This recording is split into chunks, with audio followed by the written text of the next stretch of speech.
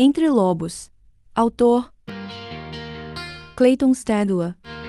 You said you're tired of existing, half awake in my old hoodie.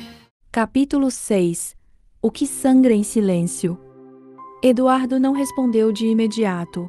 O olhar dele se movia entre Jerson e Cláudia, como se tentasse montar uma peça que não se encaixava ou fingir que não via a forma que tomava. Jerson manteve os punhos cerrados, o maxilar travado. Parecia que ia fazer algo que se arrependeria.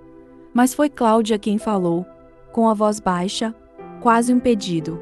Não, por favor. Eduardo a encarou. A fala só aumentou sua curiosidade. E foi nesse momento que Renato surgiu no corredor.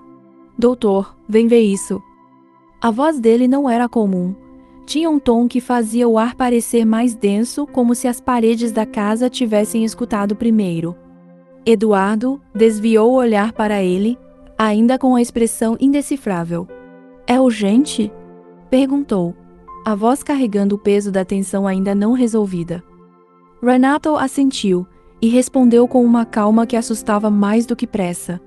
Acho que a casa quer falar. Eduardo franziu o senho. Falar? Vem ver isso.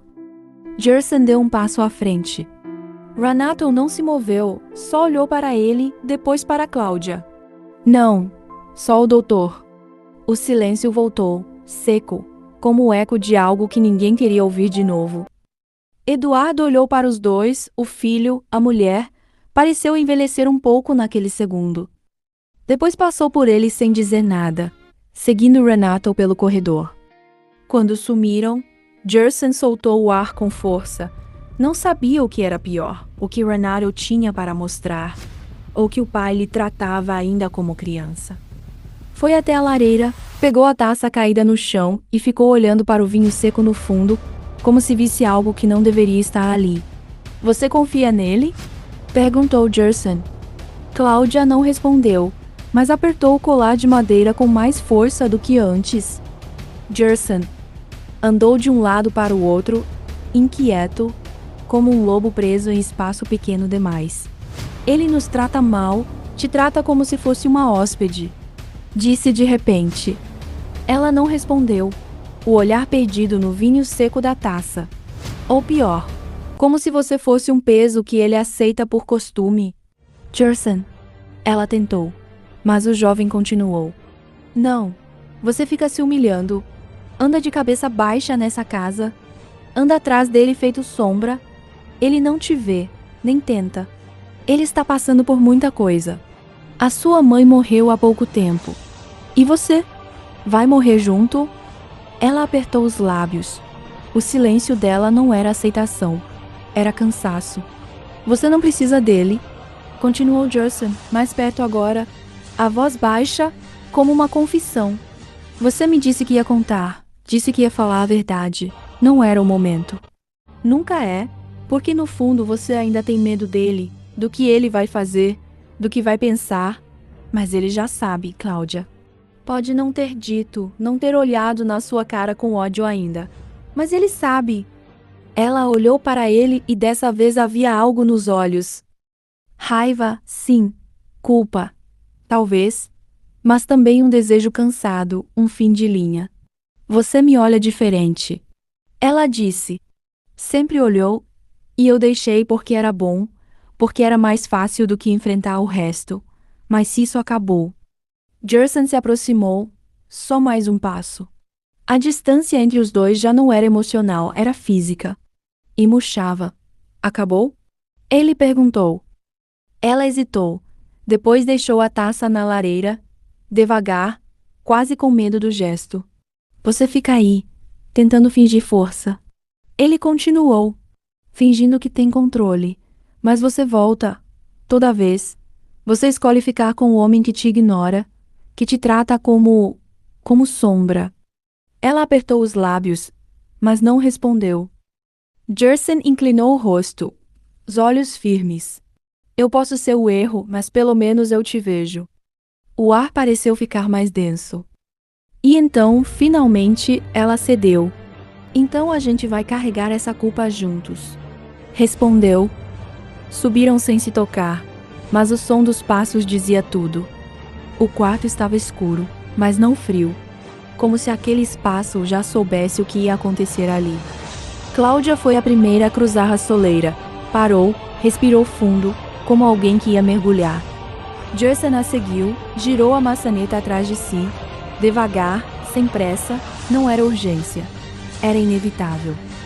A porta fechou com um clique abafado. E a floresta lá fora, enfim, se calou.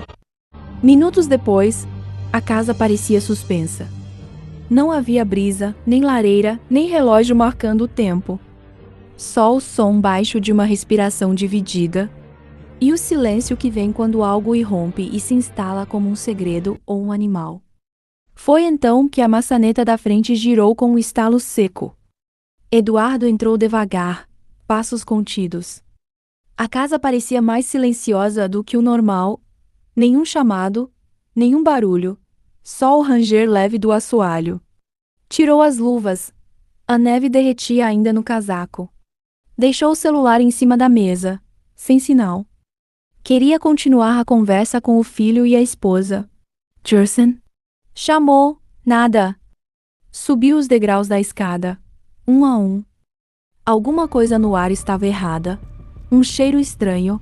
Aquele calor abafado de quarto fechado demais. De gente suando sem estar com frio. Ouviu um som, baixo. Algo parecido com uma respiração.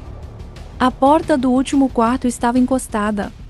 Empurrou e viu Cláudia, Jerson, no centro da cama, meio despidos, corpos entrelaçados como se o mundo lá fora tivesse parado. Por um segundo, ele não entendeu. Achou que era um sonho, um pesadelo induzido pelo frio, pela pressão, pela fome. Cláudia estava sobre Jerson. Ela se movia rápido e às vezes parava só para alcançar os lábios dele. Depois, Cláudia virou o rosto e o viu. Congelou. O grito não saiu. Jerson encarou o pai. Os olhos dele não tinham culpa. Só fúria contida, desprezo, rivalidade. Pai! Eduardo não respondeu. As mãos tremiam, o coração batia no pescoço. Ele deu um passo para trás, depois outro. E então, como se o chão abrisse, gritou. Desgraçados. Avançou. Cláudia gritou. Jerson levantou-no, tentando segurar o pai. Você não é homem, berrou Eduardo. Você nunca foi. Empurrou o filho com violência. Dormindo com ela? Com a mulher que dorme do meu lado. Jerson caiu sobre a cômoda, derrubando objetos. O espelho quebrou atrás de sua banda nua. Cláudia, enrolada num lençol, tentou intervir. Eduardo, ouve, por favor. Chorava. Ele virou para ela. Desde quando? A voz tremia. Desde quando você se deita com o meu filho? Ela hesitou. E isso bastou. Ele encarou Jerson de novo, os olhos marejados. Eu enterrei sua mãe. Rosnou. E agora? Isso? Você matou ela antes do acidente. Respondeu Jerson frio, rígido. Você traiu ela com essa vadia muito antes. Eu só estou colhendo o que aprendi com você. Silêncio. Cláudia chorava. Eduardo apenas saiu do quarto. Sem dizer mais nada, a porta bateu atrás dele. You said you're tired of existing, half awake in my old hoodie, knees up, backseat of your parents' car, trying not to say you miss me. I watch your fingers pick at skin, like you're peeling off our history. You laugh it off and bite your lip, ask why it still feels like it's killing me. You're a backseat ghost in my head.